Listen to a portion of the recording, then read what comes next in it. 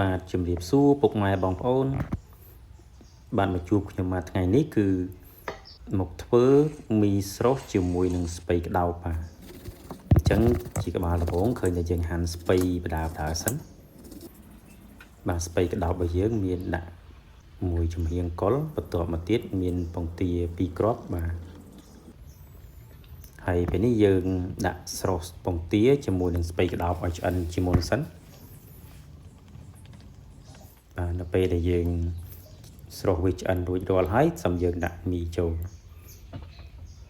បាទធ្លាប់តែគេឆាមីដាក់ស្ពៃក្តោបប៉ុន្តែពេលនេះខ្ញុំស្រស់មីតែម្ដងដាក់ស្ពៃក្តោបតែពេលនេះវាកំពុងតែពុះហើយស្ពៃរបស់យើងឃើញថាវាចាប់ផ្ដើមទុនបដាហើយវាចង់ឆ្អិនហើយអញ្ចឹងនៅពេលដែលវាឆ្អិនខ្ញុំនឹងដាក់មីចូលបាទឥឡូវពេលនេះឃើញថាវាឆ្អិនរួចរាល់ហើយយើងដាក់មីចូលឲ្យមីវាទុនរសៃបន្តិចនឹងជប់រសជាតិជាមួយគ្នាបានណាបាទឥឡូវយើងរងចាំឲ្យវារីកមីសិនបន្ទាប់មកទៀតយើងនឹងដាក់វាត្រឡប់ចូលគ្នាជាមួយនឹងពងទាតែម្ដងបាទហើយសម្រាប់វីដេអូរបស់ខ្ញុំមានតែប៉ុណ្្នឹងទេថ្ងៃនេះបាទសូមអរគុណសូមជម្រាបលា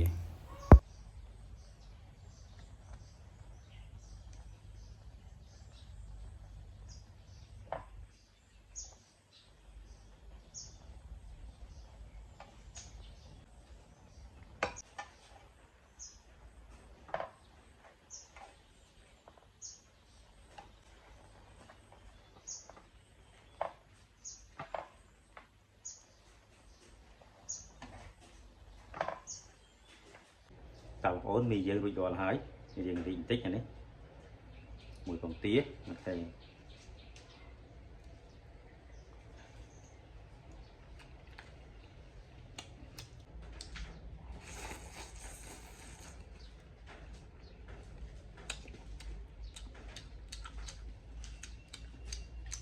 ៉ាំបងប្អូនញ៉ាំ